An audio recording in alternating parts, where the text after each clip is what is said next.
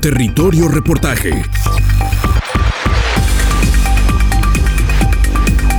Porque todos tenemos una historia que contar. Con el periodista Agustín del Castillo.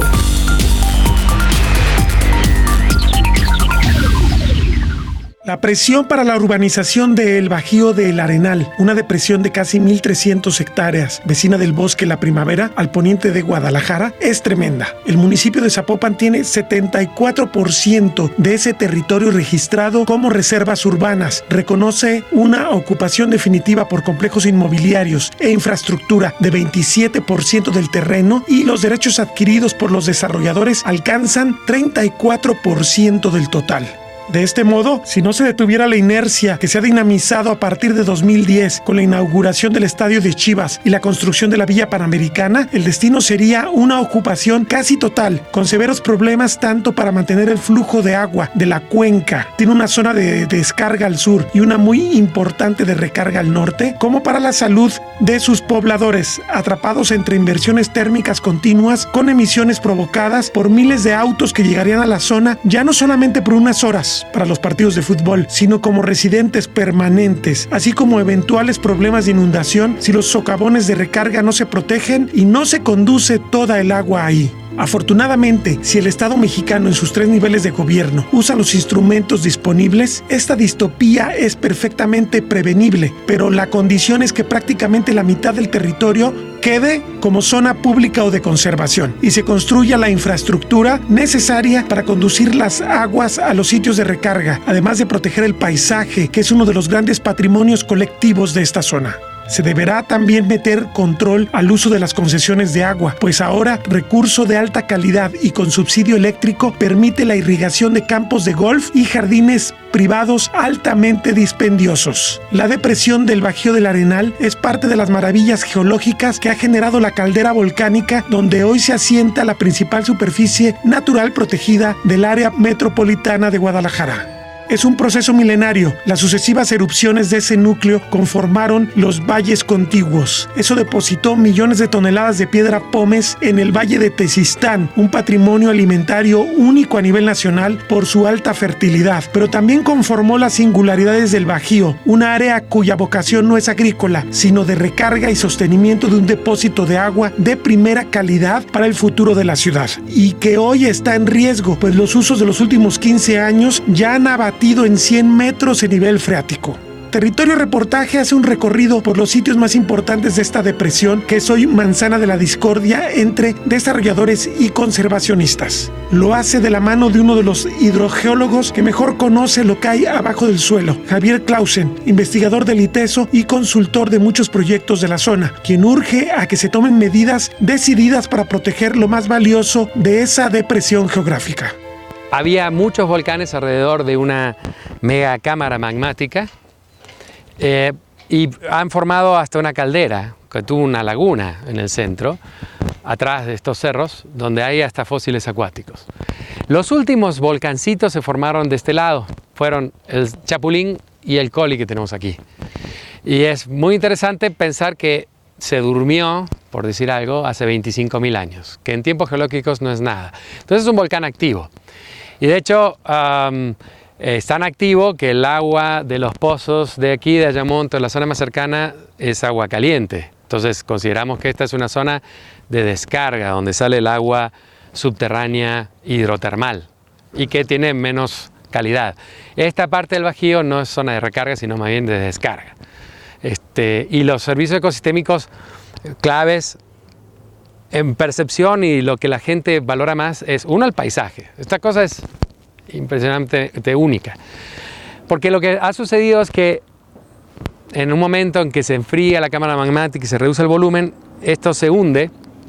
Vamos a tener unas tomas mejor en otras partes, como la prueba de un barco, y genera una falla circular, tracks. Entonces hay un resalto como un acantilado de una parte alta y esta parte hundida, que termina formando una cuenca cerrada. Quiere decir que todo el agua que baja a la primavera se queda en esta parte, se infiltra, se recarga o se evapora. Y entonces todo el agua de los arroyos también iba erosionando este material de cenizas que cayeron al final y se fueron depositando en la parte más baja del Bajío. Entonces tenemos recarga donde cambia la pendiente, que se ve muy bien, justo ahí donde están las villas o Ayamonte, hay cambio de pendiente, ahí hay abanicos aluviales, ahí hay mayor permeabilidad y después los sedimentos más finos se concentraban sobre el periférico, que es más impermeable. El experto hace una descripción de lo que generaron las últimas erupciones del Chapulín y el Colli hace unos 25,000 años. Entonces hay un servicio ecosistémico muy interesante, muy importante para la ciudad, que es el agua de lluvia de este bosque se ha recargado en esta parte y se ha recargado con agua de muy buena calidad. No es tanta, hay que pensar que fue un proceso gota a gota. El agua subterránea que estaba aquí abajo era una herencia de los tatarabuelos. Y no es homogénea en cuanto a la calidad. De esta parte tiene algunas sales, iones que son potencialmente tóxicos. Por ejemplo, el pozo de Ayamonte sale con mucho hierro, es agua caliente. Y atrás de donde están las villas hay una fractura perpendicular a la falla semicircular que sigue hasta Colomos, que formó un viejo valle tectónico, un mini Chapalá, que después se llenó de las cenizas de estos dos volcanes y que entonces es roca dura, poco permeable, rellena de ceniza que es como una esponja, y por ese sector, en los trabajos que hemos hecho con geólogos canadienses, hidrogeólogos canadienses en el año 2000, es donde fluye el agua más rápido, desde lo que entra el arroyo de la Arena hacia Colomos. Entonces ese es el espacio decisivo para lo de la cuenca de los Colomos. Sí, pero los Colomos, por eso es maravilloso esto, si estamos pensando en el Bajío tenemos que pensar en el Valle de Tezistán, porque de este volcán que vemos aquí atrás salían columnas de ceniza de distinta intensidad, según el tipo de erupción, y caían en distintos sectores, depende de la dirección del viento. Bueno, el milagro geológico de esta zona es que la última erupción de ese volcancito que vemos acá atrás fue de Piedra Pómez. Eso no pasa en otras partes del planeta. No es frecuente encontrar que abajo de tus pies tengas estratos de Piedra Pómez, que son muy, muy permeables. Es una esponja natural. Entonces, en la última erupción, el viento iba para allá. Entonces, cayó toda la Piedra Pómez, hay que imaginarse una nube de piroclastos muy, muy densa que cayó hacia el Valle de Tezistán. Entonces, toda esta zona está cubierta de un paquete de Piedra Pómez en superficie, que eso es muy importante. Entonces, en Tezistán no hay ríos. El río Blanco nace en la Retumbadora, en el Tepopote. Sí, sobre la orilla, sí. Sobre la orilla. En el mismo valle por sí no hay ríos porque toda el agua de lluvia se infiltra. Entonces no escurre, no forma cárcavas, no hay erosión. Y además la Piedra Pómez retiene humedad en sus huequitos que no están comunicados durante mucho tiempo. Por eso el récord de la producción de maíz. El servicio ecosistémico de sostenimiento de la humedad del suelo para la producción agrícola, el paisaje, que es precioso desde ciertas alturas, la recarga de agua con buena calidad. Es recarga que tiene isótopos radiactivos. Quiere decir que los últimos estudios nos muestran que se recargó después de las primeras pruebas nucleares, en lo que hoy llamamos el antropoceno. O sea que es recarga reciente. No es que esos isótopos sean tóxicos, simplemente nos indican que es agua que se recargó hace poco tiempo y es agua de lluvia y es de buena calidad. Es un espacio muy valioso, aunque el volumen de agua contra las necesidades de la ciudad sea relativamente menor. El responsable del proyecto del ordenamiento ecológico local de Zapopan, Luis Gabriel Torres González, destaca el papel de ese instrumento para rescatar el área. Lo que se busca en el programa de ordenamiento es volver a entender la calidad ambiental y el equilibrio que tenía el territorio de por sí mismo, ¿no? Y se busca en ese sentido restablecer las áreas, sobre todo, para que permitan en ese sentido volver a establecer condiciones de restauración ambiental y en ese sentido parar la intervención más drástica del territorio, ¿no? Y hay varios elementos que se usaron. De hecho, las fugas originarias del 2006, porque las fugas del primer ordenamiento, los estudios prácticos y técnicos justificativos se hicieron en el 2006, prácticamente en medio semestre, y los fundamentos de esas áreas todavía de alguna manera están vigentes, porque no se urbanizó todo y porque hubo zonas que se preservaron, que había la idea de que podrían tener a lo mejor otros usos y demás, y siempre se manejó como con dos agendas, porque de alguna manera existió la discusión de si era primero el plan de ordenamiento ecológico o si era primero lo que garantizaba el código urbano, ¿no? Y en ese ínterim fue avanzando más rápidamente lo que fue los planes parciales que lo que era el ordenamiento ecológico. Y de hecho se crearon aberraciones. El Bajío como digamos centro de población como tal nunca había existido. Nunca existió, por ejemplo, en los antecedentes del INEGI, como tampoco existe el Tepopote, como tampoco existe el Nistiquil, y sin embargo en los planes parciales lo identificaron como el centro de población. Entonces, esa es una aberración de alguna manera, inventan una verdad histórica o tratan de crear un centro de población donde no era un centro de población. En todo caso, aquí el centro de población era San Juan Ocotán, sí, o Jocotán. Que trae como la intención de decir, bueno, la zona ya trae una presencia de urbanización desde antiguo, lo cual es falso. Sí, e incluso crean el plan parcial del Bajío, como si el Bajío fuera el poblado que de alguna manera genera la urbanización, ¿no? Nos encontramos en la zona del Bajío, una zona que ha cobrado nuevamente mucha notoriedad en las noticias, en el debate público, en el área metropolitana de Guadalajara. Y esto se debe a un edificio específico o a un núcleo de edificios que ha sido controvertido desde que se construyó.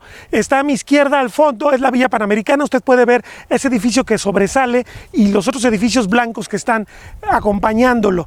Bueno, pero en realidad el tema de la villa y el tema del Bajío es muchísimo más que la propia villa. En realidad el Bajío, este gran valle que, como lo dice su nombre, está suprimido, está por abajo del nivel de la ciudad y por abajo del bosque de la primavera, pues es una zona valiosísima, muy diferente al resto de lo que tenemos en la ciudad. Es una zona donde hay un depósito de agua muy relevante, es una zona que además tiene procesos geológicos únicos que vamos a documentar a lo largo de este programa con las personas especialistas que lo han estudiado a lo largo, sobre todo de los últimos 20 años, que es el periodo en que ha habido más presión inmobiliaria para generar cosas distintas con esta región. Queremos entonces transmitirle la gran importancia que tiene para Guadalajara que esta zona pueda conservar sus servicios ambientales, porque estamos también caminando hacia una ciudad que debe ser resiliente, una ciudad que debe enfrentar el cambio climático, la escasez de agua de forma muy ejemplar. Tenemos ya 5 millones de habitantes aquí y necesitamos generar modelos distintos para preservar y para utilizar el agua.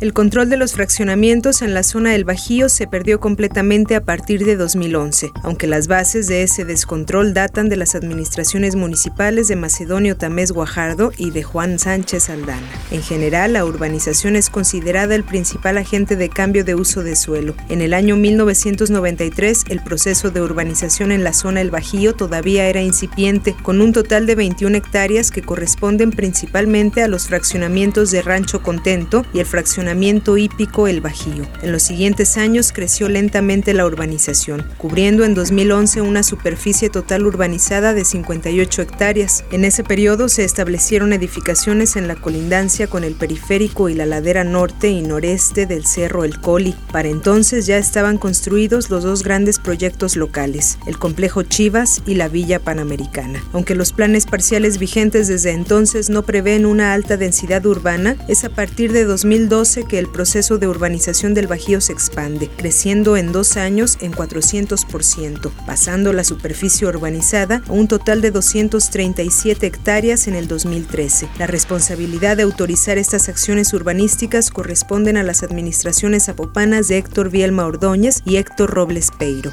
Desde entonces, el crecimiento ha sido más moderado en los últimos 6 años. La superficie, cuyo uso de suelo cambió, se incrementó en un promedio anual de 13 hectáreas por año, sumando un total de 315.81 hectáreas en 2019. El Bajío se ubica en una depresión que forma la parte baja de una cuenca endorreica y en las faldas del Cerro del Chapulín, el cual forma parte del Bosque La Primavera. Estas características convierten al área de estudio en un lugar crítico para los riesgos. Entre los peligros más relevantes que se identifican en la región se ubican los incendios forestales, la contaminación hídrica y del aire y los riesgos hidrometeorológicos y geomorfológicos.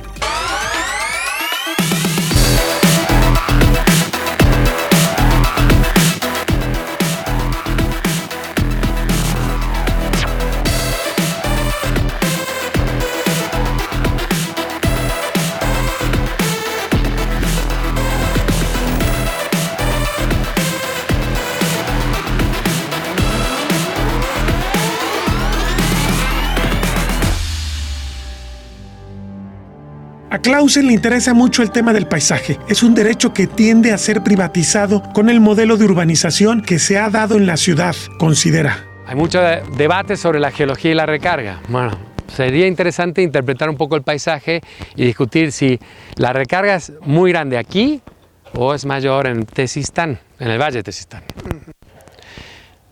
Acá tenemos un cursito de agua que es producto de la erosión. Como esto, lo que cubrió los domos, después de la lava cayó la ceniza, esa ceniza se puede erosionar muy fácil. Entonces uno ve en las imágenes de satélites que está todo como rasguñado por la erosión del agua, de material que técnicamente le llamamos material friable, que se puede erosionar fácilmente. Ahí la mano del hombre, del sapiens, no tuvo nada que ver. Esto es un paisaje de erosión muy activo y muy dinámico. Pero también lo hace más atractivo porque tenemos los distintos planos de altura, varía la vegetación según en qué parte de, si estás en una carca, una cañada o en un interfluvio. Es geomorfológicamente muy interesante. Esto, por ejemplo, forma parte, lo que vemos enfrente, de un pequeño abanico aluvial de la erosión del Colli, después de los 25.000 años. Después está disectado por las nuevas corrientes de agua y termina aquí. Obviamente Ayamonte también modificó el paisaje para poder construir y poner una zona plana. Creo que la posibilidad que tenemos de otras tomas que vamos a poder tomar después, de ver el Bajío desde el periférico y ver esta cuenca hundida y el paisaje, o sea, es como estar en el mejor escenario para ver el Bosque de la Primavera. Entonces hay una cuenca visual muy interesante, única también en el occidente de México. Y es poder ver desde la ciudad un bosque con toda su geodiversidad, diversidad de geoformas, diversidad en la cobertura forestal, desde una carretera. Las villas panamericanas están construidas en la cuenca visual. Y lo que está en debate principalmente es el derecho al paisaje. Porque el paisaje es un servicio ecosistémico. Y es un capital compartido, es un capital natural. Es un bien común, digamos. Todos tenemos derecho a poder disfrutar del paisaje natural del Bosque de la Primavera. Cuando tú pones un edificio ahí enfrente que te arruina la vista del paisaje, hay todo el derecho a quejarnos de que nos están alterando un capital compartido. Y todo el debate viene por esa cuenca visual, pero si nos movemos fuera de lo que se ve del periférico, el Bajío es más rico todavía. ¿Cuál es el impacto real de la intervención humana en el caso del agua? Bueno, sí la alteran. Obviamente hay desvíos de escurrimientos como este que tenemos acá, los que bajaban del Chapulín y que ya se están desviando hacia, con obra hidráulica, hacia viejos socavones de algunas minas que había de material de arena. Y el problema es que ya ahí se da menos la recarga porque como se forma un cuerpo léntico lagunar, lo que va quedando en el fondo son depósitos de arcilla y de limo. Eso en la naturaleza, siempre que uno encuentra arcilla es porque es el fondo del lago o el fondo del mar profundo. Y las arcillas son impermeables. Entonces ya el agua no se infiltra. Y después se manda otro socavón que está sobre el periférico, donde a ver, instalamos en el año 99, 2000, 2001, yo creo que más de 15 pozos de monitoreo de agua subterránea a distintos niveles, y todos nos daban que sobre el periférico tenemos arcilla, limo, de poca permeabilidad. Entonces el agua ahí ya no se infiltra.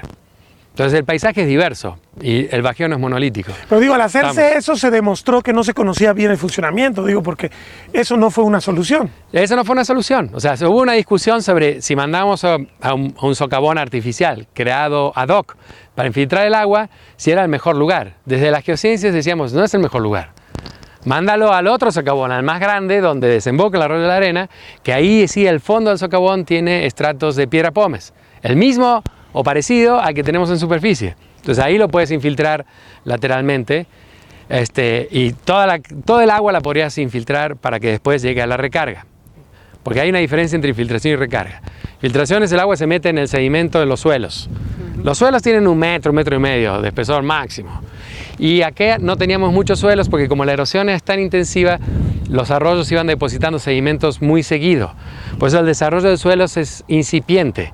Por eso agronómicamente el Bajío nunca fue tan buen lugar, porque el desarrollo de suelos no fue tan importante como en el Valle de Tezistán. Okay. Aprovecho para decir, el Valle de Tezistán ambientalmente y en el sentido del agua y servicios ecosistémicos de agroecosistemas es más importante que el Bajío. Como productor de alimentos es más importante. La seguridad alimentaria, el Tezistán. Pero volviendo aquí, al modificar los arroyos ya estamos no permitiendo que se recargue en los abanicos aluviales, que es donde se da el cambio de pendiente, donde se depositan las gravas y las arenas.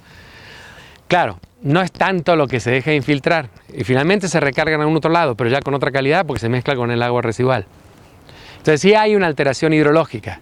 El tema es qué tan relevante es comparado con la ocupación del suelo del Valle de Tezistán por infraestructura impermeable. No, y también qué tan relevante es en el sentido de qué tan a tiempo estamos de mantener el servicio haciendo ciertas correcciones a lo que ya Correcto. Se hizo mal, ¿no? Tenemos una oportunidad muy grande y eso fue un proyecto que hasta íbamos a hacer con el MIT, que no pudieron venir por temas de seguridad, y con distintos centros universitarios, que es derivar el agua de lluvia a un lugar donde geológicamente puedes implementar lo que le llaman en inglés Managed Aquifer Recharge o recarga gestionada de acuíferos. Es el mejor lugar que hay probablemente en el occidente de México, por el potencial de acumular el agua y de tratarla, y vamos a estar por ahí. El Bajío es una esponja natural de 400 metros de profundidad, un depósito que se llenó en miles de años, pero los usos económicos y suntuarios de la zona lo están saqueando. El agua que se recargó gota a gota durante miles de años era agua de muy buena calidad, era agua de lluvia o agua que escurría por el bosque. Entonces hay que pensar que ese agua subterránea que está aquí abajo, por efecto de la falla, hay 400 metros, estimamos, por los pozos profundos que hay instalados, hasta 400 metros de piroclastos, de cenizas, de las cenizas que salieron de este volcán o de ese otro volcán. No hay en la región tanto espesor de piroclastos, se les llama en general tobatala, pues son estratos de ceniza fina, ceniza gruesa y demás, pero en general permeable. El servicio ecosistémico clave es poder acumular agua de buena calidad que drenó del bosque en una esponja natural de 400 metros que no existe en otra parte de la región. Ya si pasamos hacia Colomos, el espesor de cenizas es mucho menor. Entonces este sería un depósito natural para la ciudad. Exacto. Que se llenó en miles de años. Ahí viene otro punto. En el año 2000 había 4 o 5 pozos, 3 eran del Ciapa. Ahora hay más de 50. En la zona de influencia de la recarga, donde tenemos esta esponja natural. Y están sacando agua a lo estúpido, sin control, para fines que tal vez no son prioritarios. El tema Sería del una riego. buena toma ver el campo de golf que está ahí. Está regado con el agua de esa esponja, que es el agua de mejor calidad que tenemos en el occidente de México. Y en San Juan de Ocotán y en otros lados están tomando agua de calidad dudosa. No me voy a animar a dar parámetros, pero tenemos información de que el agua de los garrafones, de las embotelladoras de barrio, el agua de las pipas, no tiene la calidad del agua esta. Y hay una migración de los pozos por compra-venta de concesiones de distintas partes de la ciudad hacia esta zona de la Primavera. ¿Por qué? Y acá tenemos el mejor agua. Laboratorios, refresqueras, todo el mundo quiere tener su pozo aquí, porque es el mejor agua, pero a la vez compiten con los que están ya ocupando el Bajío, que están usando el agua para riego de pasto. Es absurdo, tenemos este campo golf y en lo que llamamos Bajío Norte, todos los barrios cerrados, amurallados, tienen pasto. Lo primero que hicieron en California durante la sequía fue prohibir tener pasto en los jardines privados porque consumen mucha agua. Y aparte es un agua que en la nueva cultura del agua llamaríamos agua lujo. Y peor todavía, hay lagunas artificiales en muchos de los barrios. No estás en realidad aportando al acuífero, esa agua va a tender a transpirar, a evaporarse. A evaporarse, exactamente. Evaporar agua en tiempos de cambio climático es tan grave como emitir CO2 equivalente. Okay. Porque nuestra resiliencia hídrica en México, a esta altura, que estamos a más de 1500 metros, ¿no? Nuestra adaptación al cambio climático va a estar basada en el agua subterránea. No podemos desalinizar agua de mar, la intensidad de las lluvias va a cambiar año con año, cuencas como la del Verde son muy irregulares, la del Lerma es muy grande, es muy irregular y está contaminada. Tenemos presas en el Santiago. Este es un lugar importantísimo para el futuro de Guadalajara. Al menos simbólicamente. No vamos a solucionar el problema del futuro de Guadalajara con el agua del Bajío, pero aquí podemos implementar las mejores medidas internacionales de protección del agua subterránea para la adaptación al cambio climático.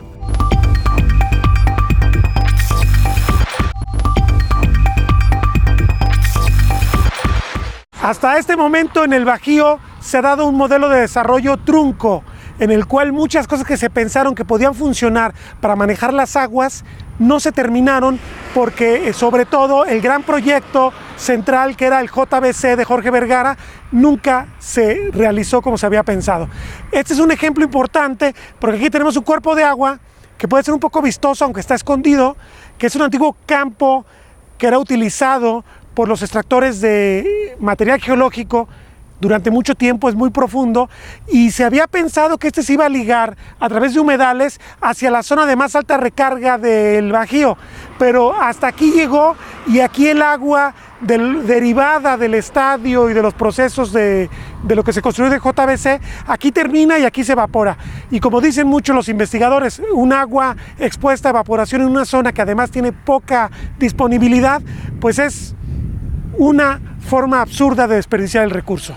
El estadio, hoy llamado Chivas Akron, es lo que queda de un ambicioso proyecto que pretendía entregar a la ciudad áreas públicas y semipúblicas de gran envergadura y edificios modélicos en uso de energías, agua e integración del paisaje. Solo está hoy la mole espectacular del equipo de fútbol emblemático de México por su política de solo integrar jugadores del país, pero que pasa tiempos difíciles, lo mismo que el conjunto arquitectónico que ha quedado olvidado. Bueno, el proyecto original de JBC evolucionó mucho en temas ambientales y de la planeación y hubo un equipo muy grande de profesionales locales y extranjeros, arquitectos muy reconocidos en el mundo y se trató de hacer realmente un modelo de un área semipública con los edificios más cómodos, bonitos, en armonía con el paisaje antes del estadio. Se trabajó muchos temas de agua, se iba a importar agua residual tratada para utilizar aquí en riego y se iba a pagar esa infraestructura para poder regar el parque metropolitano. Había una idea de conectar el Bajío con el parque metropolitano, una cuestión integral y claramente estaba abierto, era semipúblico.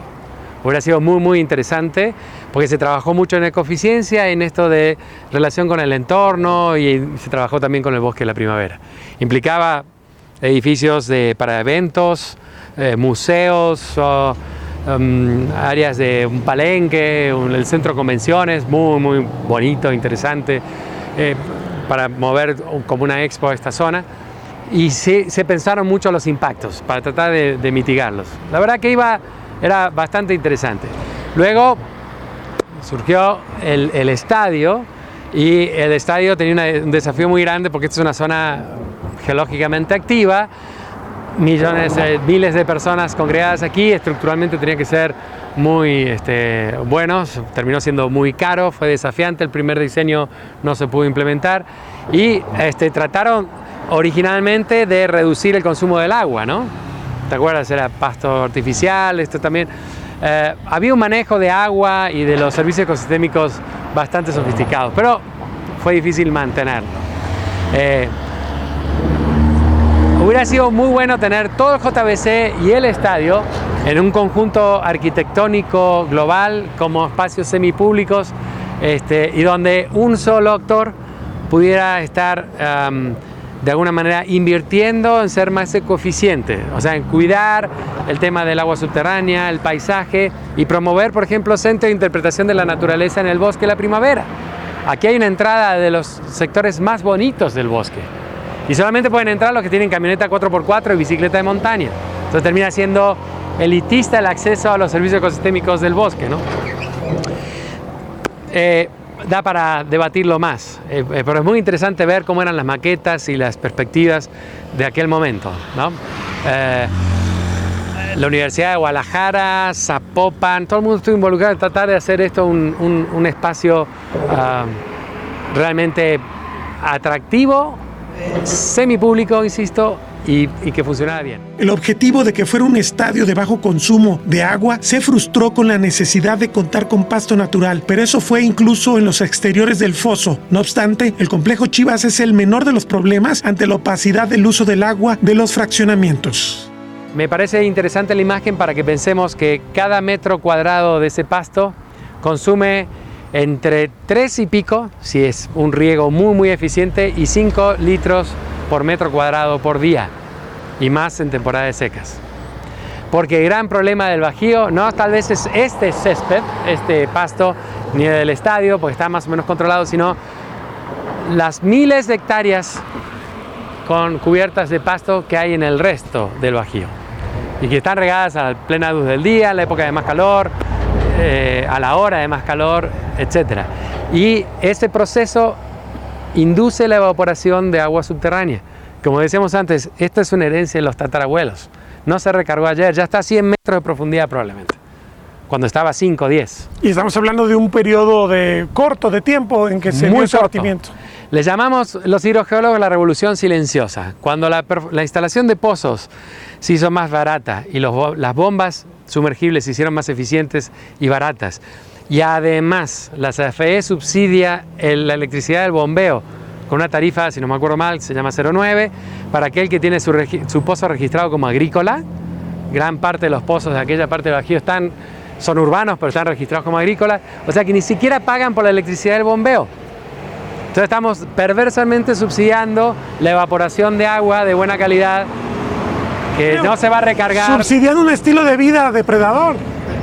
Correcto. ¿Qué impacto real sobre el territorio tuvo el megaproyecto? ¿Qué ha pasado con el desorden de los cotos y las instalaciones educativas de la zona? Se intervino aquellos arroyos que históricamente bajaban del Chapulín y alimentaban, después de las lluvias excepcionales, una laguna que se formaba naturalmente en una zona que vamos a visitar después, y que en el fondo de esa laguna se fueron acumulando arcillas y limos, ¿no? Hay muchos metros, hasta 40 metros de arcillas y limos, impermeables, por la laguna, que naturalmente es una cuenca cerrada, la parte más baja está ahí, hacia ahí se iba el agua y transportaba arcillas. Sí se modificó el drenaje para evitar inundaciones en el territorio del complejo, entonces se mandaron por los costados a socavones del lateral, pensando en infiltrarla en los socavones. Aquí atrás, donde está el camión blanco atrás, hay un socavón pequeño, muy profundo. El fondo del socavón ya estaba en roca, sedimentos poco permeables, y además, como se formó una laguna durante mucho tiempo, ya tenía un fondo impermeable, o sea que ahí no se infiltraba el agua.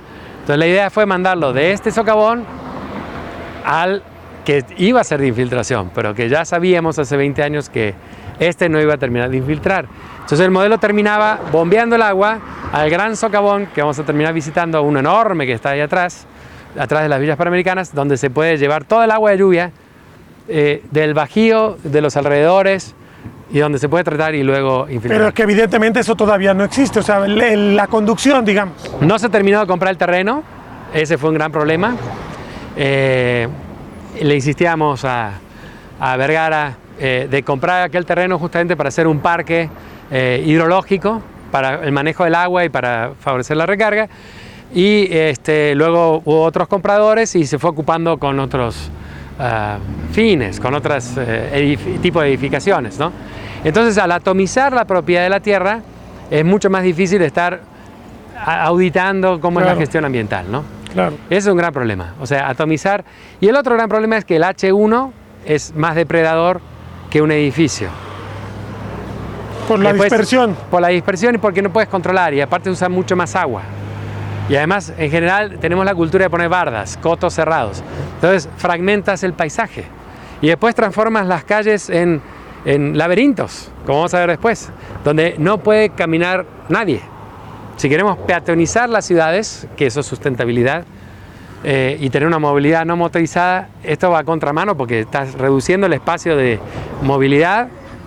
Había un plan inclusive de poner alguna estación de BRT aquí al lado del estadio para que hubiera un buen transporte público moderno, eficiente, pero al labirintizar el territorio no tienes ya opciones de movilidad pública.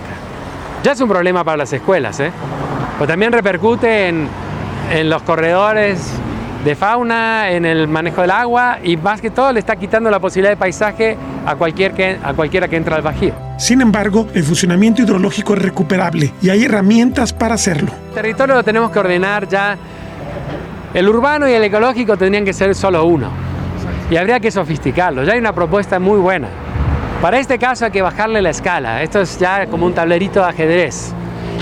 Y lo otro que tenemos en la agenda es que hay que hacer una evaluación de impacto de los planes parciales de desarrollo, por ejemplo. No hacen una evaluación de impacto de un edificio, sino del plan.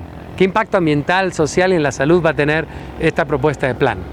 Incorporar a los especialistas y hacer un mecanismo participativo de inicio para ver qué es lo mejor para el ambiente, para los bienes comunes, para el espacio público, para el transporte público, para el agua pública, y cómo diseñar la ciudad en base a eso. Y esto ya no es postmoderno y demás, es lineamientos de la ONU.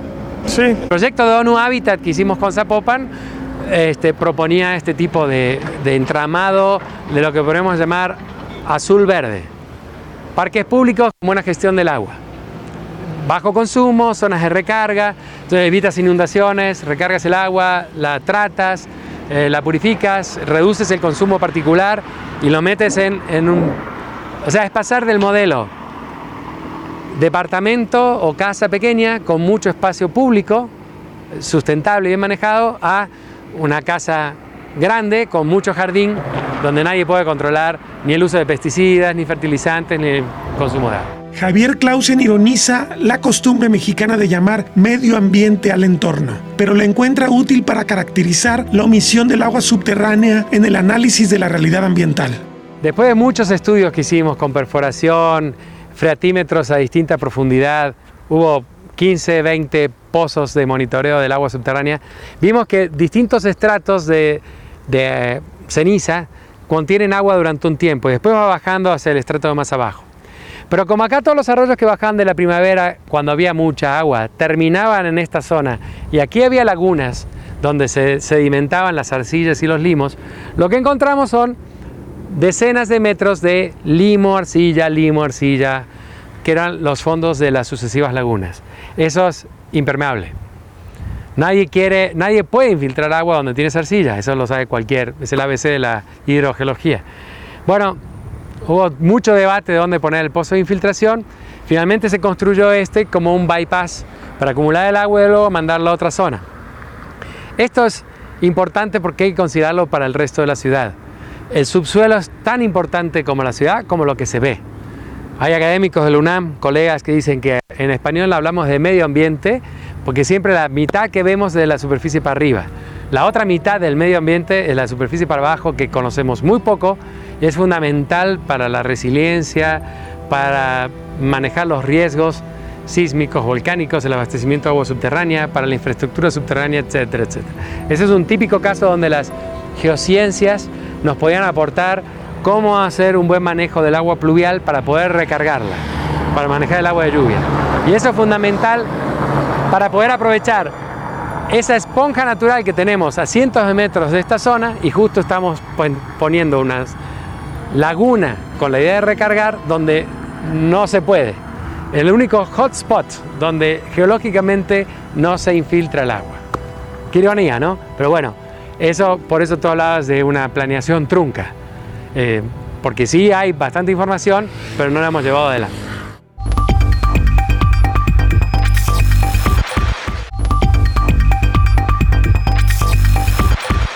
Un gran socavón de unas 140 hectáreas, enclavado al norte de la Villa Panamericana y al oeste de Rancho Contento, es la principal zona de recarga de todo el Bajío. Asegurar su permanencia a largo plazo es esencial para mantener el funcionamiento hidrológico de toda la zona. Aquí lo que estamos viendo es dos arroyos de los más importantes de las cuencas de los arroyos que desembocan en el Bajío, y ya se han juntado Boca de la Arena y La Arena, y este es el cauce principal. Como ya ven, está intervenido.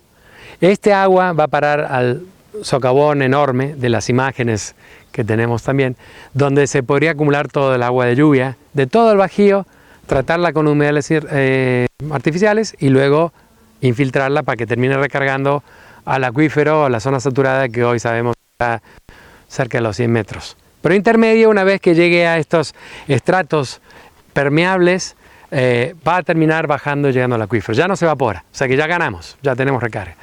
Lo que tenemos que pensar como protección y restauración es que al intervenir estos caudales y los rectificamos, la velocidad de flujo es mayor, porque se rectifica. Entonces el arrastre de sedimentos es mayor.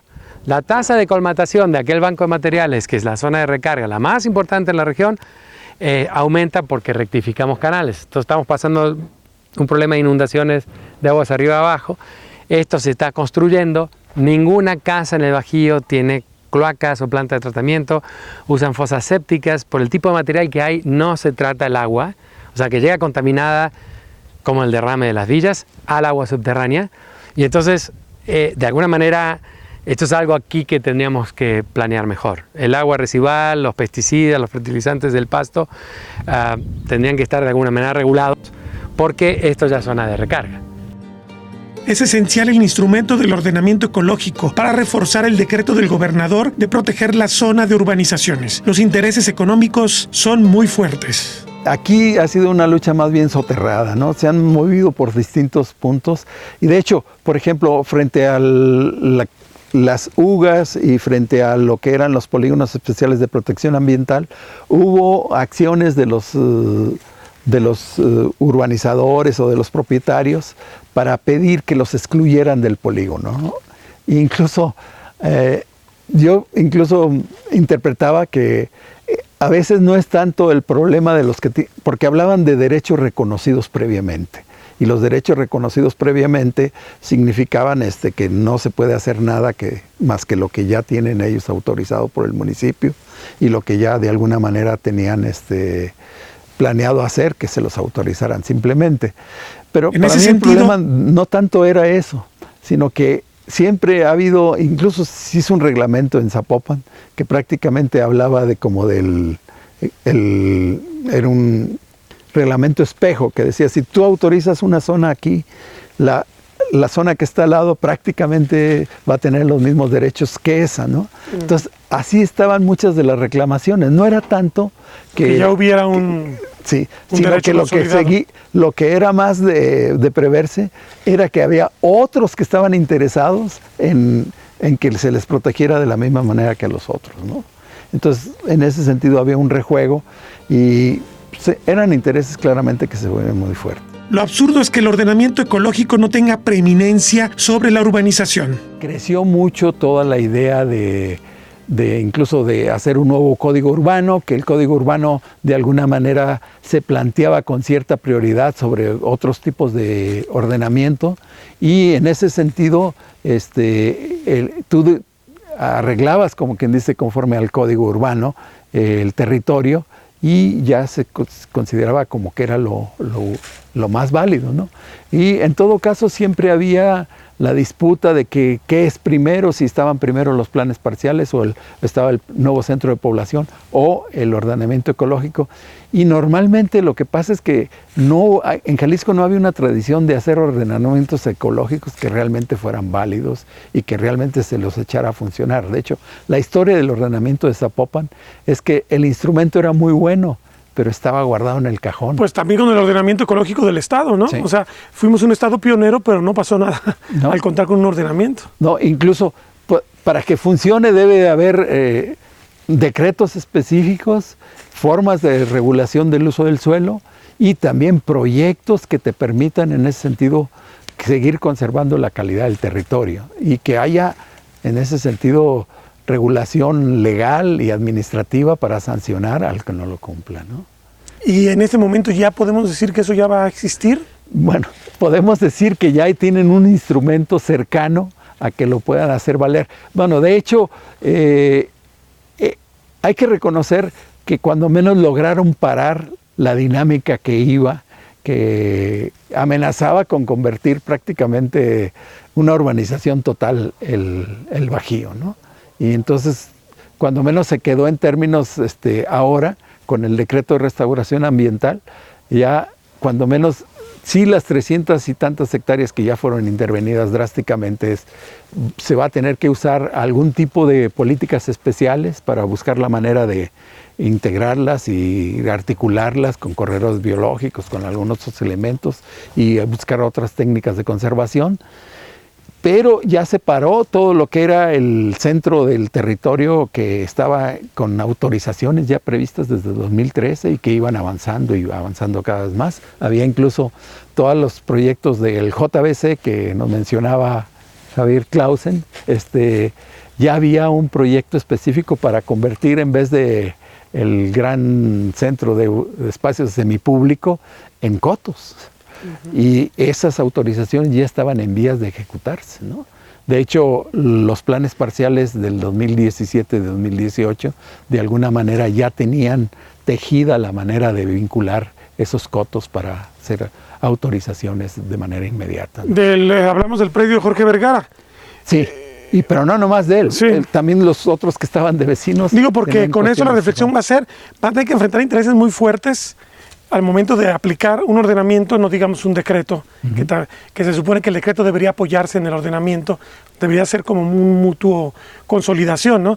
De hecho, y más todavía el ordenamiento, ¿no? Es lo que dice Pablo Lemus, dice que primero va el ordenamiento ecológico y después, y que tendrán que ir bien coordinados el ordenamiento ecológico y los planes parciales, que no va a ir uno sin el otro. Sí, o sea, se supone que por primera vez el plan parcial va a obedecer al ordenamiento. Sí. La estrategia del nuevo ordenamiento es establecer hasta 8 polígonos especiales en la zona que no deberán ser alterados y tienen conexiones entre sí, señala Jorge Alberto Cruz Barbosa, director del Laboratorio del Sistema de Información Geográfica del CIESAS. El Plan de Ordenamiento Ecológico Territorial Local de Zapopan está compuesto por 47 UGAs. Cada una de las UGAs tiene particularidades muy especiales que encontramos en el territorio, que son zonas para protección especial, que no es un territorio tan amplio como una unidad de gestión ambiental. Entonces se les llamaron PEPAS o PPAE, que es el Polígono de Protección Ambiental Especial. Para el caso de la zona del Bajío, se encontraron que había 7 zonas específicas, 7 PPAE. Las 7 zonas encontradas se recuperan también a partir del ordenamiento ecológico para el plan maestro de la zona del Bajío, que ellos ya habían delimitado ciertas áreas con aptitudes especiales para preservación, conservación o diferentes políticas. Nosotros retomamos las que consideramos que son para restauración, que vienen siendo 7 zonas que en su conjunto ocupan 550 hectáreas de la zona del Bajío. La mitad casi. El decreto tiene 980 hectáreas promedio. El polígono que nosotros tenemos como unidad de gestión ambiental son cerca de 1.200 hectáreas. Es un poquito más amplio, pero es muy similar, es muy parecido el perímetro del área, ¿verdad? Entonces, bueno, estas 7 PPAE, polígonos especiales, están diseñadas específicamente para el abastecimiento de agua de la zona, para recuperación, infiltración, que vienen siendo justamente, como ya lo mencionaron anteriormente Clausen y el doctor Gabriel, son zonas que permiten la infiltración del agua o son zonas que te permiten ir preveniendo como represas antes de llegar a estos lugares de infiltración o de recuperación de mantos acuíferos. ¿Okay? Están distribuidas desde la parte del Cerro del Coli. Ahí en las faldas se encuentra la primera. La segunda se encuentra pegado al periférico a un lado casi un costado de Ciudad Judicial. La tercera está pegada a lo que viene siendo el cruce abajito de lo que viene siendo este centro de CONACYT. ¿Cuál es? ¿Cuesidjal? No. O del Cinvestav, abajito del Cinvestav. La cuarta es el socavón, que se encuentra justamente al lado derecho del estadio OmniLife. Quinta está al lado izquierdo, que son el cuerpo de agua, donde ya pasamos también, tienes algunas tomas. La sexta viene siendo la zona agrícola y viene siendo la zona del socavón. Y la séptima se encuentra en la parte forestal, pegado muy aquí a lo que viene siendo el área natural protegida de la primavera. Hay una área que no la consideramos realmente dentro del Bajío porque es más amplia. Es el área de protección que existe o de amortiguamiento de todo el anillo de la primavera, que también está incluida en el Bajío. Entonces sería como quien dice una octava. Pero realmente polígonos completos son 7, están distribuidos en esta zona.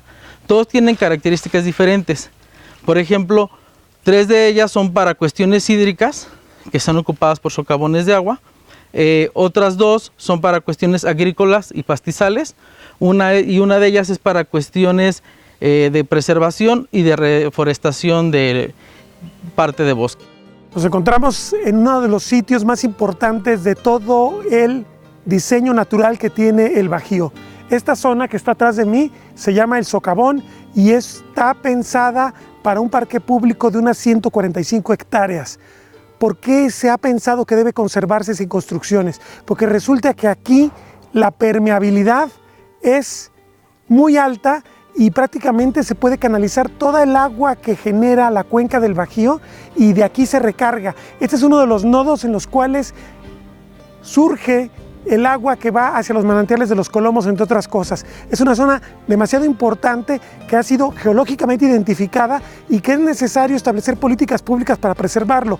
¿Por qué lo digo? Porque se han estado también realizando actividades no legales para traer aquí materiales de escombro que están a la larga afectando el funcionamiento natural del vaso. Pero además pues se necesita hacer otra serie de obras más allá de la vía panamericana para enlazar los diversos canales y vasos que tiene para que toda esa agua que allá no se recarga venga y efectivamente se recargue aquí. Aquí prácticamente resolvemos completamente el problema de la recarga que requiere la zona del Bajío. Territorio Reportaje.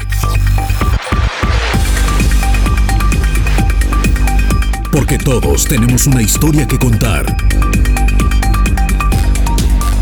Con el periodista Agustín del Castillo.